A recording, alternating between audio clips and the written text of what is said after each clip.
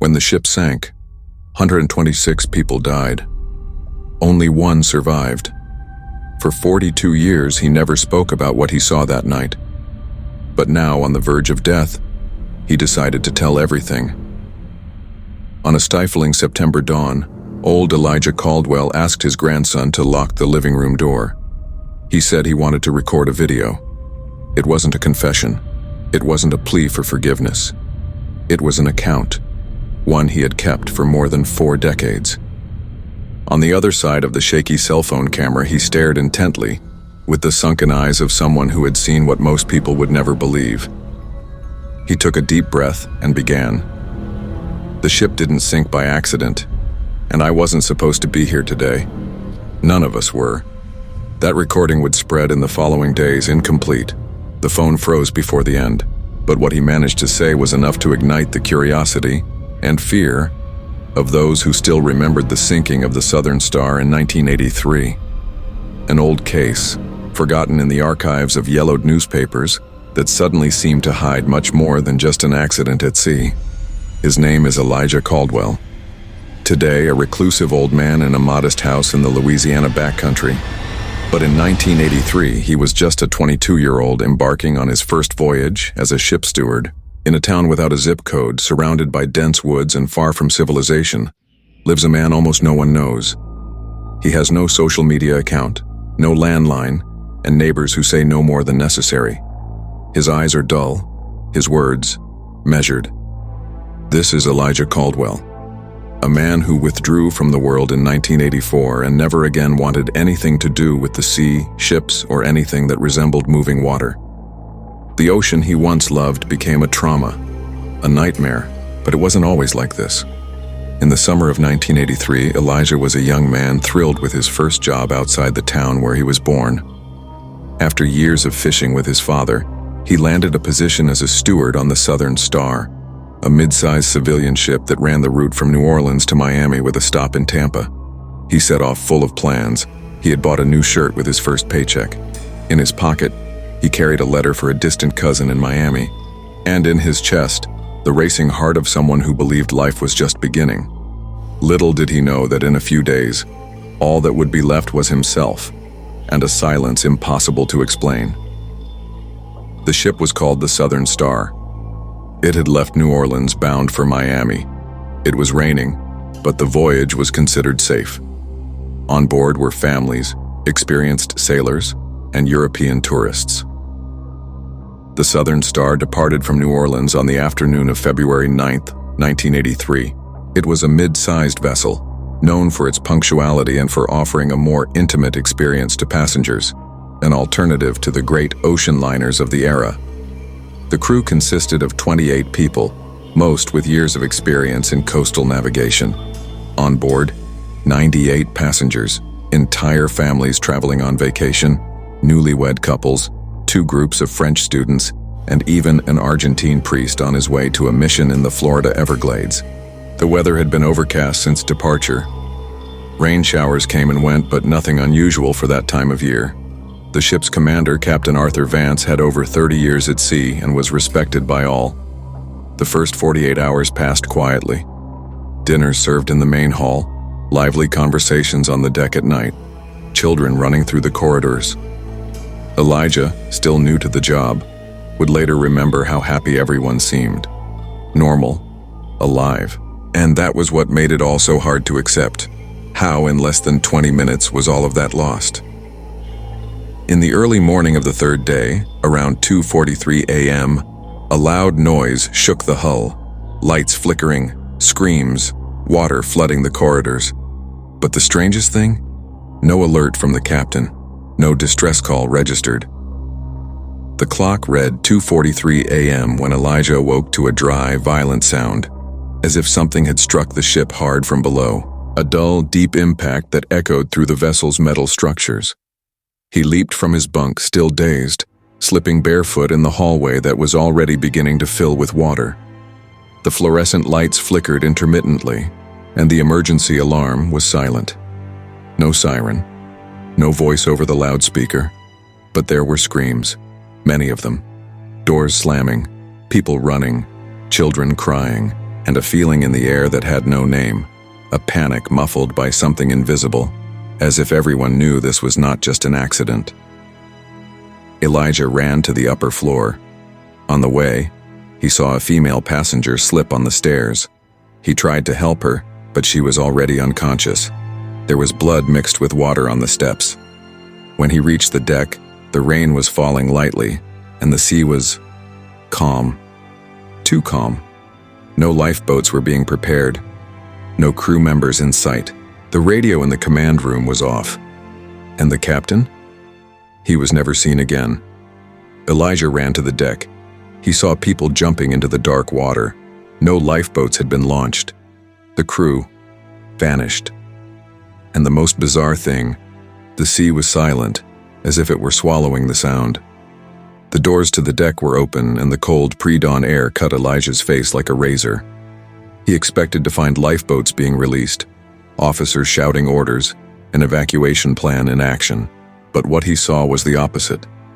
There were passengers running, tripping over each other, directionless, in complete desperation. People were jumping into the dark sea as if it were their only chance to escape. But the water seemed wrong. It didn't churn. It didn't reflect. It was a still, thick darkness, as if it weren't water, but something waiting to swallow. And the sound? There was no sound. Screams left their mouths but reached the ears as muffled whispers. The noise of the waves, of grinding metal, of bodies hitting the water. Everything seemed to be under an invisible blanket. The world had gone mute. Elijah shouted for someone, anyone. But only the wind answered. "Where is the crew?" he heard himself say, even knowing no one there would know. He passed the lifeboats. They were secured, intact, no sign of use. The command cabin was dark, and the radio, he would recall later, had been manually turned off. He remembers the silhouette of a woman on top of the command cabin. Long hair, eyes fixed on him, barefoot, alone. And seconds later, everything was swallowed by the water. And it was then that he saw her. On top of the command cabin, right at the center of the structure, there was a still figure. A woman. She wasn't part of the crew, Elijah was sure. He had never seen her among the passengers.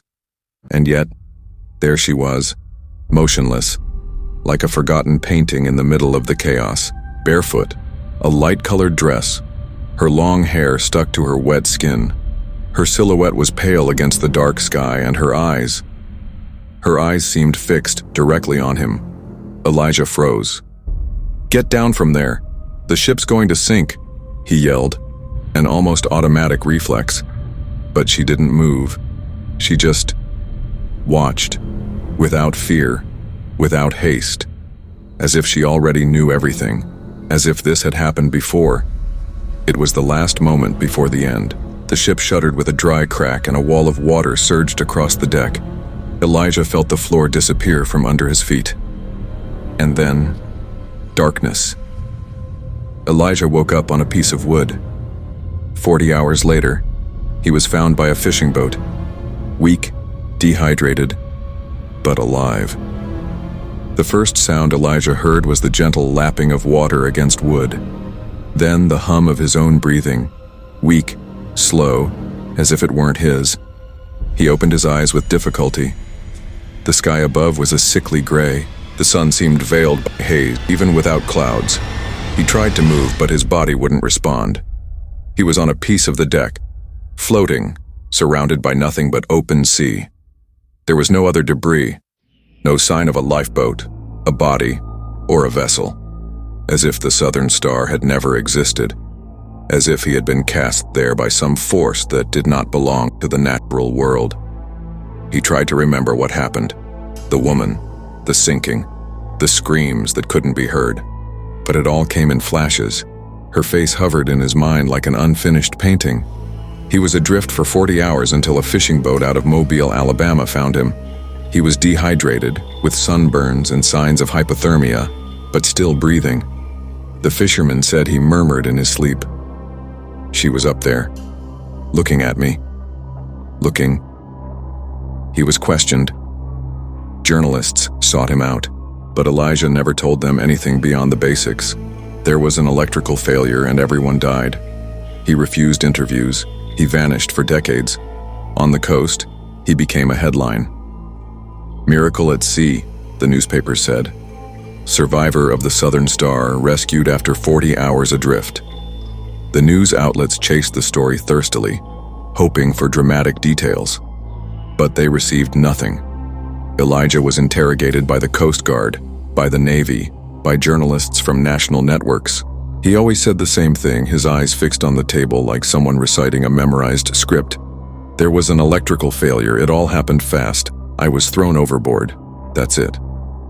When they tried to press him, he changed the subject. When they mentioned the woman on the cabin, because someone on the fishing boat had commented on his muttering, he denied it firmly. There was no one there. I just imagined it. He turned down invitations from television shows. He refused money for interviews. And a few months later, he disappeared completely. He moved without notice, abandoned old documents, and cut every tie to his past. Time passed. The case went cold, and Elijah Caldwell became just another shadow in the statistics of a disaster no one could explain. In 2025, after a diagnosis of severe heart failure, Elijah sought out a local journalist. He asked for a camera. He said he needed to leave something on record before it was too late. It was a stifling afternoon, like so many others in the Louisiana backcountry, when the journalist Leo Sullivan received an unexpected call. A hoarse voice, weak but lucid, said, "I know you cover forgotten stories. I need you to come here and bring a camera." Leo almost refused. He was used to empty promises, people wanting attention with legends and fabrications. But something in the way Elijah spoke, without drama, without haste, with a dry urgency, made him go. Arriving at the wooden house, he was greeted by a thin old man with an empty gaze and hands that trembled constantly. On the table, an envelope with medical exams. Congestive heart failure, advanced stage. Elijah didn't want an interview, or fame. He wanted to record a video. Just one. A testimony for when he's no longer here.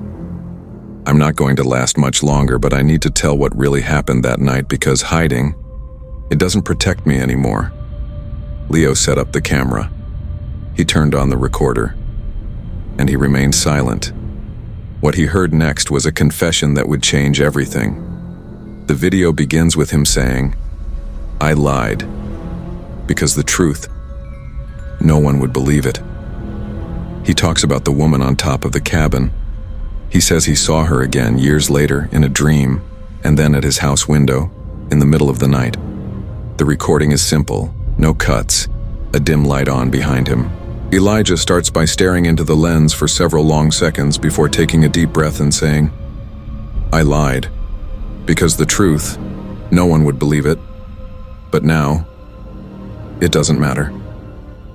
He tells of the night of the sinking, about how he saw the woman before the water swallowed everything.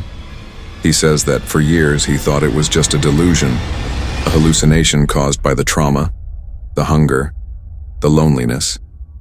But then, the dreams began. Always the same one. I'm on the deck. She looks at me and says without moving her mouth, "You shouldn't have seen." At first he tried to ignore it, but the dreams grew more vivid. And one day, in 1996, he woke up sweating to the sound of rain and the same still silhouette standing outside his bedroom window. Barefoot, motionless, her wet hair stuck to her face. I didn't go to the window. I didn't have to. She had already seen me. Since then, he lived in isolation, fleeing not from people, but from her gaze, from what she represented, from what he brought back with him when he survived. She stayed on the ship, but part of her came with me. Part of her is still with me. The most chilling part, when he mentions the woman, he describes details that match a case from 1954, a female passenger who disappeared from another ship, also named Southern Star. Leo, the journalist, thought Elijah's story ended there, as the confused hallucination of a dying old man. But something wouldn't leave his mind. The details. During the video, Elijah describes the woman with almost obsessive precision.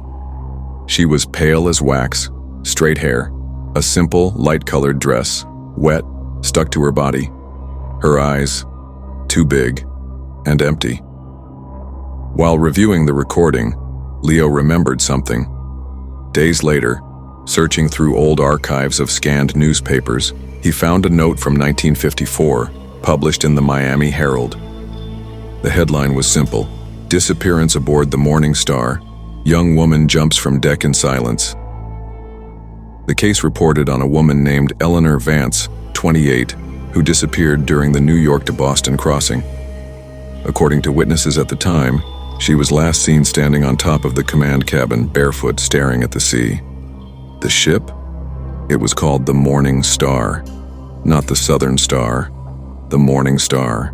And even stranger, the commander of the Southern Star in 1983 was Captain Arthur Vance, the same last name as the woman who disappeared in 1954. A coincidence? A reenactment? Or a cycle that repeats itself at sea?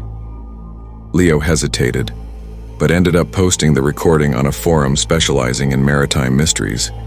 The video, initially ignored, gained traction when a user pointed out the similarity to the 1954 case.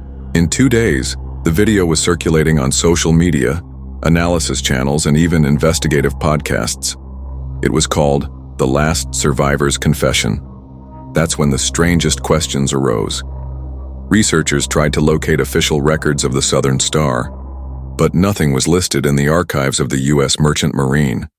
No vessel with that name registered between 1975 and 1990. No shipwreck report with the exact number of deaths mentioned by Elijah. No rescue alert registered off the Gulf Coast. It was as if the ship had never existed, or as if someone had erased its existence. Days after the video was published, neighbors said Elijah was taken away by 2 men in suits. He hasn't been heard from since. His house was emptied out. The original video? Deleted from the internet. 3 days after the video went viral, Leo tried to go back to Elijah's house for a new interview, but he only found the door ajar and the inside empty. The neighbors, few and reserved, said that 2 unknown men had shown up in a black SUV. They didn't wear uniforms. They didn't show any ID. They were in suits, even in the 100-degree heat. Elijah got in the car without resistance and was never seen again. The strangest part? The house was cleaned out. Not a single paper, a plate, or even clothes were left behind. Even the medical records had disappeared, as if no one had ever lived there. Hours later, the original video Leo posted disappeared from the forum. His account was deactivated, and any re-upload was taken down in minutes due to supposed copyright claims. To this day, the journalist no longer speaks about the case. To this day, no one knows what really happened that night. But what Elijah said in his final recorded minute was, "I survived, but maybe I shouldn't have."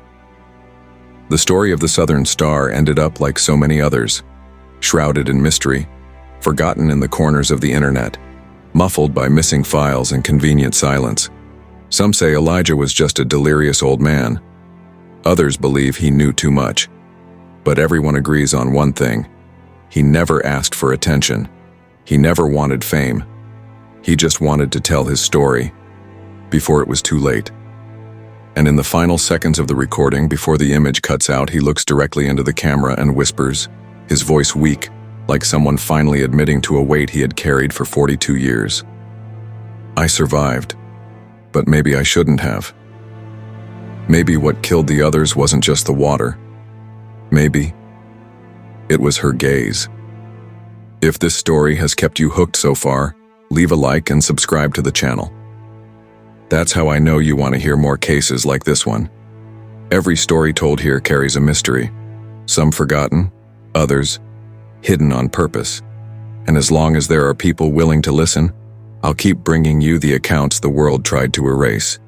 Do you believe what Elijah said? Or do you think he went mad? Comment down below. But be careful with your answers, because there are stories that, when you start to investigate them, look back